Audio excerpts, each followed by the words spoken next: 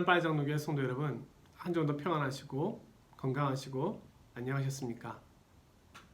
오늘은 히브리서 3장 1절에서 6절 본문을 가지고 예수를 깊이 생각하라는 제목으로 말씀을 드리려고 합니다. 지금 중고등부가 수련회를 하고 있는데요. 이번 중고등부 수련회 말씀의 주제가 생각하라 예수 그리스도의 마음을 입니다. 본문은 빌립보서이지만 오늘 히브리서의 본문과 마찬가지로 동일한 제목과 내용을 갖고 있습니다. 오늘 우리에게 동일하게 말씀해 주시는 하나님의 음성이 아닌가 싶습니다. 우리가 그리스도의 마음을 또 그리스도의 모습을 다시금 묵상하고 생각하면서 더 확실한 믿음 안에 거하기를 원하고 또 우리의 삶의 자리에서 아름다운 열매들이 맺혀지기를 원합니다. 지금은 귀국했지만 예전에 우리 교회에 출석하였던 성도님 중에 법을 전공한 분이 있었습니다. 제가 신방을 가서 이런 질문을 했습니다.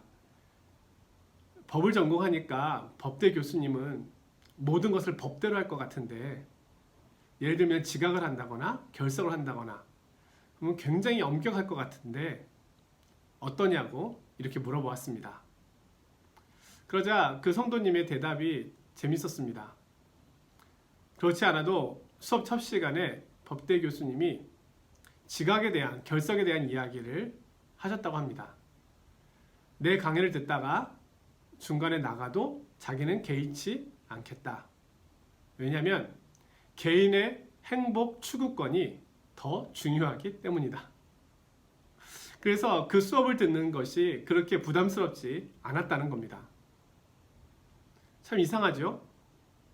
법을 전공한 자는 더 모든 것을 원리 원칙대로 규범대로 할 것 같은데 사실 경험해 보면은 꼭 그렇지만은 않습니다. 제가 예전에 한국에 있을 때 분당에 있는 경찰서에 한 달에 한 번 정도 가서 예배를 드리고 우리 경찰관들과 함께 다과도 하고 식사도 하고 교제를 나눴던 시간들이 있었습니다. 제가 거기서 느낀 것은 이 범인을 잡는 경찰관들이 우리가 볼 때는 굉장히 강인해 보이고 그리고 무엇인가 원리 원칙대로 할 것 같은데 너무너무 부드럽고 또 심지어는 마음이 너무 여리다는 겁니다. 그분들이 예배를 드리면서 고백했던 내용들이 오늘 하루도 아무런 사고 없이 안전하게 집으로 돌아갈 수 있기를. 자, 그것이 그분들의 강인함 속에 감춰져 있는 여린 마음의 모습이었습니다. 자, 우리는 예수 그리스도를 배우고 예수 그리스도를 믿으며 예수 그리스도를 따르면서 과연 어떤 신앙인의 모습을 가져야 될까요? 율법적인 모습? 규범적인 모습? 아니면 그리스도와 같이 낮아짐의 모습? 겸손의 모습? 사랑으로 채워져 있는 모습? 자, 우리는 율법이 아닌 복음을 통하여 구원의 길로 나아가고 있는 믿음의 자녀들입니다. 자, 오늘 히브리서 말씀이 왜 율법보다 복음이 위대한지를 계속해서 말씀해 주고 있는데요. 오늘도 모세와 비교하여 예수 그리스도의 우월함에 대하여 율법과 비교하여 복음의 우월함에 대하여 말씀하고 계시는 이 히브리서의 말씀에 귀를 기울여 보도록 하겠습니다. 자, 누군가를 깊이 생각해 본 적이 있습니까? 좋아하는 사람이 생긴다면 아마 하루 종일 생각하게 되겠죠. 한국에는 재밌는 프로그램이 하나 있는데요. 그 중에 하나 히든싱어라고 하는 프로그램이 있습니다. 그것은 모창 가수들을 흉내내는 겁니다. 진짜 가수가 한 명 숨어 있고 나머지 5명은 진짜 가수를 흉내내는 모창 가수입니다. 그러면서 누가 진짜 가수인지를 맞추는 것입니다. 어떤 경우에는 모창 가수들이 진짜 가수보다 더 진짜 가수 같아서 그들이 진짜 가수로 뽑히는 경우도 있습니다. 물론 중간중간에 탈락자가 생기면서 시행착오가 있지만 제가 그 프로그램을 보면서 느낀 것은 이 모창 가수들이 노래만 그 사람들, 그 가수들처럼 잘하고 흉내내는 것이 아니라 그 가수들의 삶과 인생, 감정과 정서까지도 닮아 있다는 것이었습니다. 그래서 우리가 어느 가수를 좋아하고 어느 누군가를 좋아한다는 것은 그 사람을 닮아간다는 것을 내포하고 있는 것입니다. 물론 때로는 우리가 싫어하는 사람을 닮는 경우도 있는데요. 싫어하는 사람을 계속 묵상하고 생각하면 닮게 된다고 하잖아요. 근데 그와 별도로 우리가 좋아하는 사람을 계속 생각하고 묵상하면 닮게 된다는 것입니다. 오늘 우리는 예수 그리스도를 닮아가고 있는가? 오늘 우리는 그분을 계속 생각하고 있는가? 오늘 히브리서 말씀은 우리가 예수를 깊이 생각해야 함을 이야기합니다. 그 이유는 그분을 닮기 위한 그 목적보다는 오늘 말씀이 증거해 주려고 하는 것은 그분이 참 복음이 되시기 때문입니다. 자, 복음이 여기 있는데 다른 것을 향해 간다면 그것은 거짓된 것이고 잘못된 것이고 틀린 것이 되는 거죠. 여기 복음이 있다면 다른 곳은 복음이 없다는 것입니다. 따라서 예수 그리스도께서 복음이시라면 우리는 복음을 묵상하고 복음을 생각해야 한다는 것입니다. 복음을 떠나지 말고 그분 안에 거해야 함을 이야기하고 있습니다. 그리스도를 버리고 떠나서 유대교로 돌아가려고 하는 성도들을 향하여 권면하고 있습니다. 그리스도가 누구이신데 그분을 떠나려 하느냐? 오늘 히브리서 기자는 그리스도인들이 그리스도를 떠나는 이유는 아직도 그리스도에 대하여 바르게 알지 못하기 때문이라고 말하고 있는 겁니다. 예수 그리스도께서 진정 우리의 메시아가 되시고 구원자가 되시고 복음이 되신다면 그 사실을 분명하고 밝히 알고 있다면 그분을 떠날 수는 없다라는 겁니다. 그분을 떠난다고 하는 것은 그분에 대해서 여전히 바르게 분명히 확실히 알고 있지 못하기 때문이라는 겁니다. 그러니 그리스도를 깊이 생각하십시오. 그분이 진짜 복음이 되심을, 진리가 되심을 생각하십시오라고 말씀하고 있는 겁니다. 자, 오늘 히브리서 기자가 말하는 모세보다 뛰어나신 그리스도. 먼저 모세와 그리스도의 비교를 통해서 이야기하는 공통점을 보도록 하겠습니다. 1절에서 예수님을 믿는 도리의 사도이시며 대제사장 이렇게 말씀하고 있습니다. 자, 사도라는 말은 하나님을 대표하며 하나님을 대신해서 말하고 행동하도록 보냄을 받은 사람을 말합니다. 한편 대제사장은 하나님 앞에서 사람을 대표하여 사람의 죄를 위해 제사를 드리는 사람을 말합니다. 모세는 하나님께로부터 보냄을 받은 사람이었고 또한 하나님과 인간 사이에서 제사장 역할을 한 사도이며 제사장 역할을 한 인물입니다. 근데 마찬가지로 예수 그리스도도 사도이시며 제사장이라고 말씀하고 있습니다. 주님께서는 하나님으로부터 보냄을 받아 이 땅에 오셨습니다. 마태복음 10장 40절에 보면 너희를 영접하는 자는 나를 영접하는 것이요 나를 영접하는 자는 나를 보내신 이를 영접하는 것이니라. 요한복음 4장 34절에 보면은요. 예수께서 이르시되 나의 양식은 나를 보내신 이의 뜻을 행하며 그의 일을 온전히 이루는 이것이니라. 누가복음 10장 16절에 보면은요. 너희 말을 듣는 자는 곧 내 말을 듣는 것이요 너희를 저버리는 자는 곧 나를 저버리는 것이요 나를 저버리는 자는 나 보내신 이를 저버리는 것이니라 하신지라. 하나님께서는 예수 그리스도를 보내셨고 예수님께서는 하나님으로부터 보냄을 받으셨습니다. 그러기에 사도라고 하는 표현을 쓰고 있습니다. 예수님을 사도라고 표현하고 있는 본문은 오늘 이 히브리서 본문밖에는 없습니다. 또한 동시에 예수님은 대제사장이십니다. 대제사장의 역할은 인간과 하나님 사이에서 제의적 역할을 감당하는 것입니다. 이 일을 그리스도께서 이 땅에 오셔서 행하셨습니다.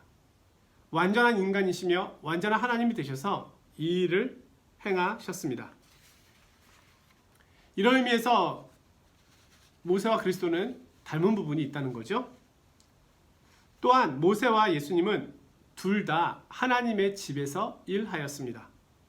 모세는 이스라엘 백성들을 이끌고 출애굽을 하였고요. 이스라엘 백성들을 인도하였습니다. 그것이 하나님의 집에서의 모세의 일이었습니다. 모세는 하나님의 부르심을 받아 충성된 종으로 열심히 일하였습니다. 우리 주님께서도 하나님의 집에서 일하셨습니다. 하나님께서 맡겨주신 일을 모세와 예수 그리스도 둘 다 신실하게 행하셨습니다. 그런데 차이점이 있습니다. 모세는 하나님의 집에서 종으로 일하였습니다. 하지만 예수 그리스도께서는 하나님의 집에서 아들로서 일하셨다는 겁니다. 여기서 하나님의 집은 성막이나 회막을 의미하는 것이기도 하지만 전체 이스라엘을 의미하는 것이라고 말하기도 합니다. 모세는 이스라엘 백성이 하나님의 백성이 되도록 그 집을 지어가는 일을 맡았습니다. 이스라엘 백성들이 하나님을 잘 섬기고 잘 예배하며 영광 돌려드릴 수 있도록 좋은 집이 되도록 노력했고 일하였습니다. 그 집이 세워져 가는 데 있어서 모세가 전하여 준 율법은 큰 일을 하였습니다. 사람들이 집을 짓는 이유는 그 집에 거하기 위해서입니다. 하나님께서는 이스라엘 백성들 가운데 집을 짓도록 하셔서 그 안에 거하시기를 원하셨습니다. 하지만 그 집은 우리가 알고 있듯이 실제 집이었다기보다는 모형과 그림자인 모델하우스와 같은 역할을 하였습니다. 성경은 진짜 집을 짓기 위해서 그리스도께서 오셨음을 말씀합니다. 진짜 집은 예수 그리스도를 통하여 지어집니다. 6절에 말씀하고 있죠. 우리는 그의 집이라. 주님께서는 이 땅에 오셔서 모세가 지은 집을 완성하십니다. 그것이 바로 교회입니다. 모세는 광야 교회를 세웠지만 주님께서는 친히 자신의 몸으로 신약의 교회를 세우셨습니다.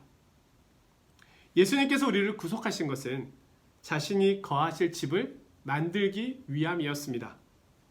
주님은 우리 안에 거하심과 동시에 우리 공동체 안에 거하십니다. 바울은 고린도후서 6장 16절에서 말씀하고 있는데요. 우리는 살아계신 하나님의 성전이라. 이와 같이 하나님께서 이르시되 내가 그들 가운데 거하며 두루 행하여 나는 그들의 하나님이 되고 그들은 나의 백성이 되리라.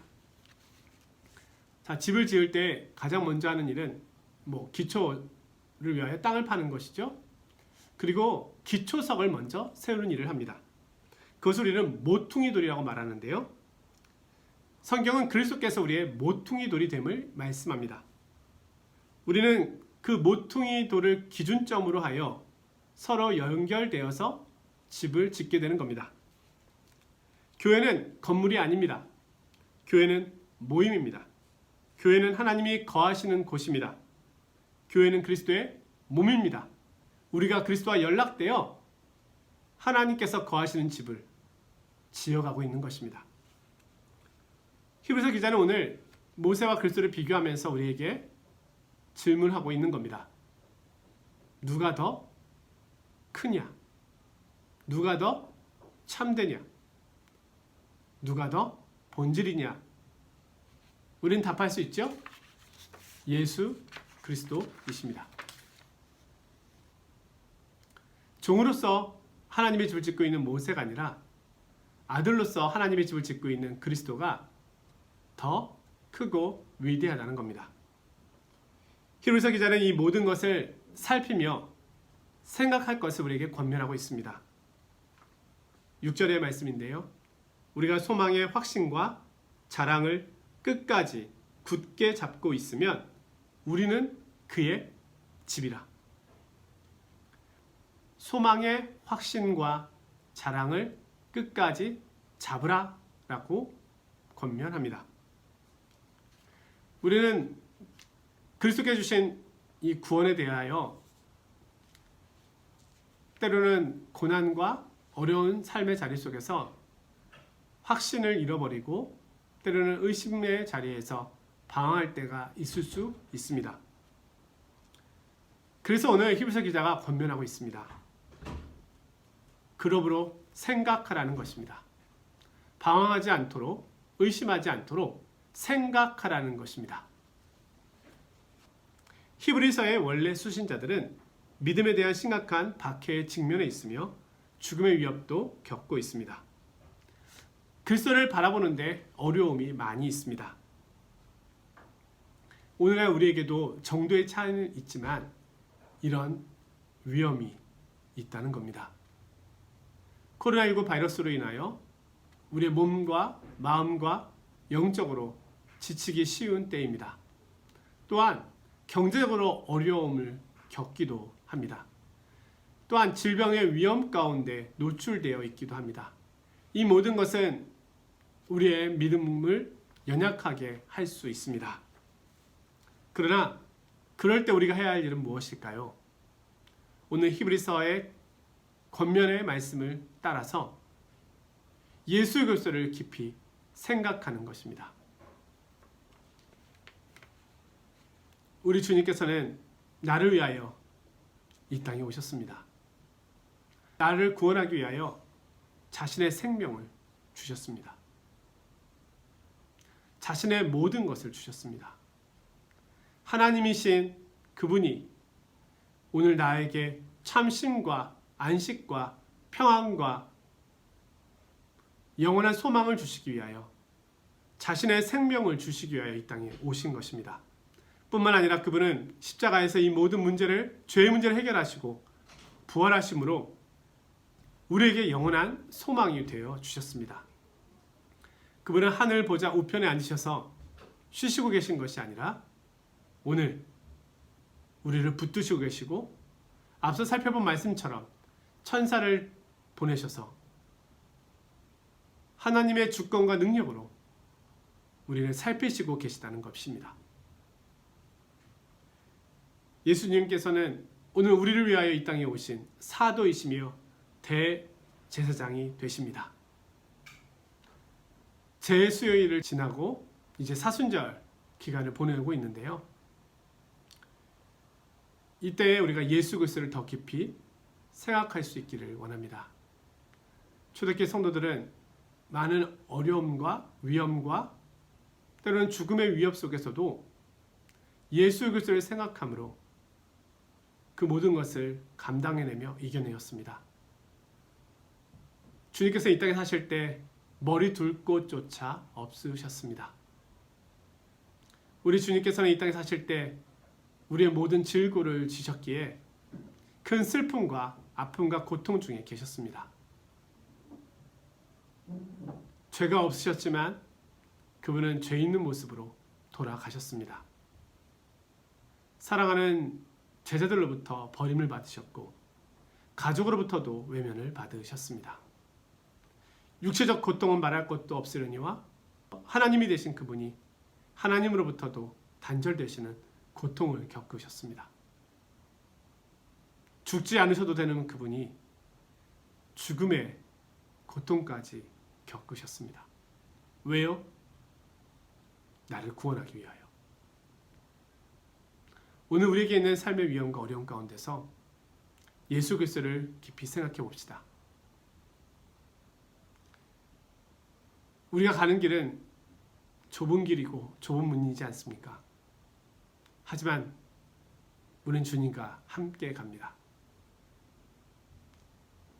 우리의 믿음이 연약해지지 않도록 더 깨어 기도하며 확실함 가운데 거하여서 오늘 이 힘겨운 시대 믿음 안에서 넉넉히 이겨가는 복된 주님의 자녀들이 되시기를 주님의 이름으로 축원드립니다. 예, 말씀을 마쳤습니다. 내일까지 이어지는 우리 중고등부 수련을 위해서 기도해 주시고 우리 강사 사은미 전도사님을 위해서도 기도해 주시기를 바랍니다.